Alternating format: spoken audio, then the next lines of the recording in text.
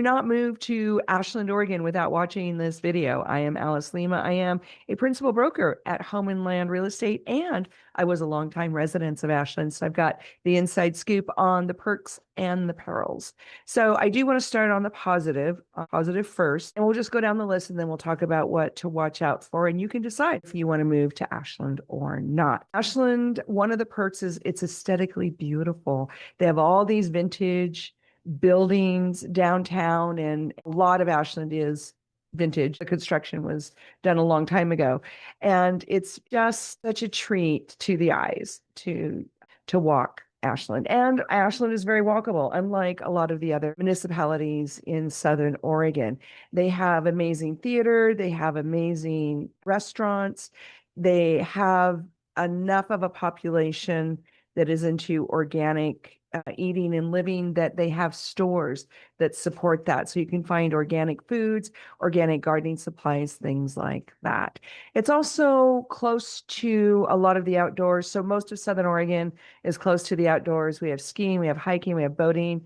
It's also just lovely to walk through Lithia Park, the 100-acre park in downtown Ashland. Has streams and mature landscaping. A lot of the plants have been identified, so it's really fun to walk through that. And there's a little bit of slope in Lithia Park. And it's big enough you can park at one end, walk, and go back. We have duck ponds. So anyway, I could go on and on about Lithia Park. We spent a lot of time there when the kids were little.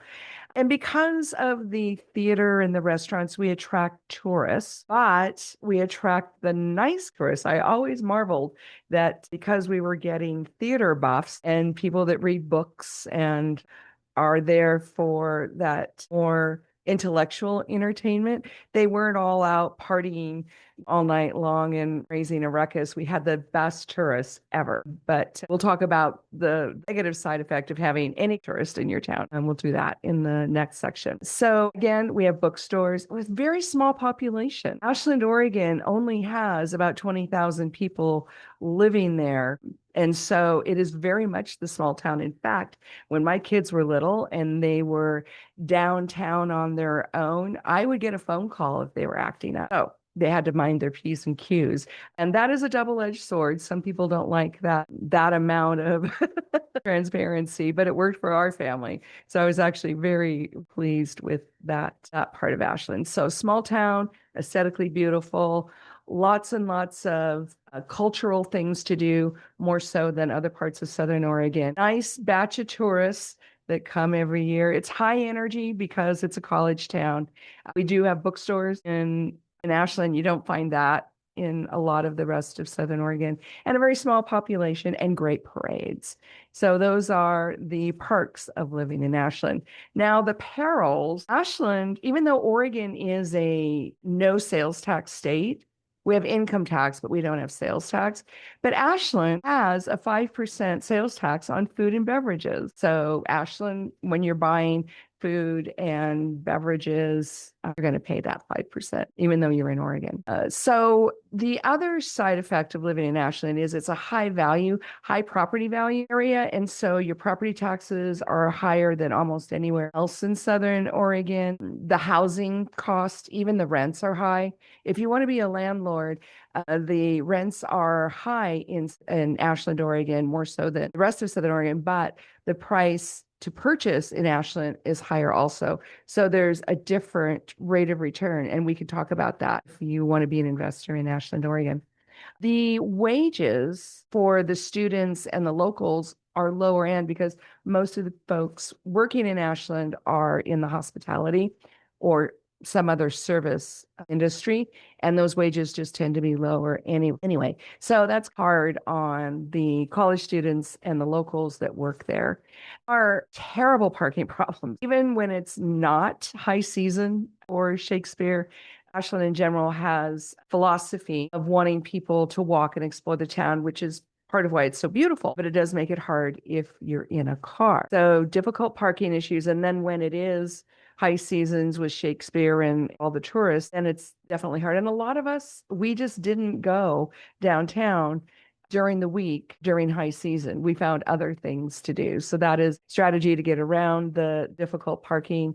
And reservation in a restaurant and stuff like that is all more difficult during high season in Ashland and not so much in the other parts of Southern Oregon. Overly governed by restrictive land use and city regulations. Now, if you spend any amount of time in Ashland, even as a visitor, you're going to hear people gripe about the city council meeting, the new regulations, the rules. Well, Ashland is very self-regulating, and that is part of why it's so nice, but it also is a burr in people's sides when they're trying to do stuff on their property or in their business or something like that. So you just need to go into living in Ashland knowing that their government and restrictions are more than you would expect. I'll leave it at that. A summer wildfire smoke. Now, this is a big problem in all of Southern Oregon and actually on the West Coast. And it's not to say that we have fires right here.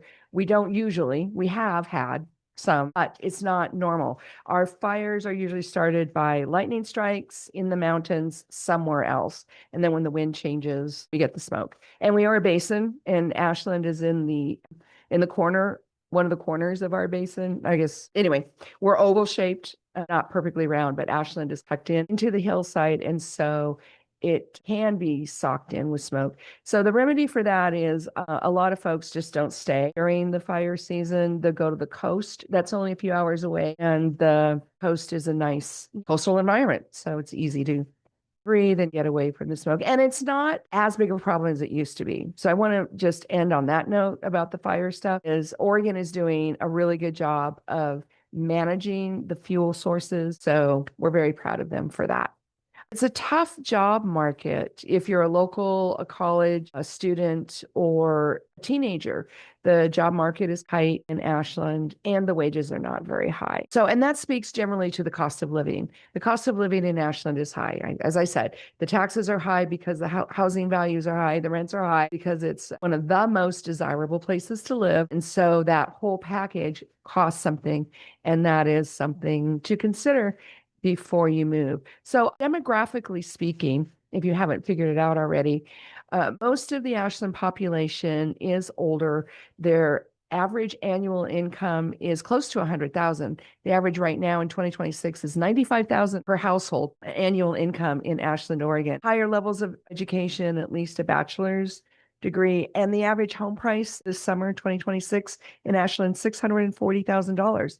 Now, if you're from a big city, that sounds like a bargain. If you live here in Southern Oregon, that sounds pricey. So it's all about perspective. And then the youngers, the college students, the younger locals, people working in Ashland are earning less than $69,000 a year on average. And then our population in Ashland, it's been pretty close to 20,000 for decades. It's really funny. You can go back through the historical reports, which I do on my own time frequently because I'm just fascinated by these population trends, and Ashland has been very stable. So given that, if you still think you want to move to Ashland, then give me a call, give me a text, 541-301-7980.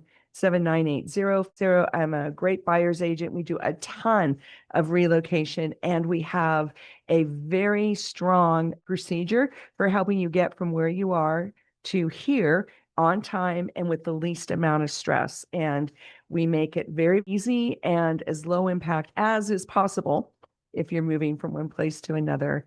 So you give me a call, give me a text, and let's find out how we can make your move to Ashland as buttery as possible. In the meantime, hug those you love. We'll see you next time. Bye now.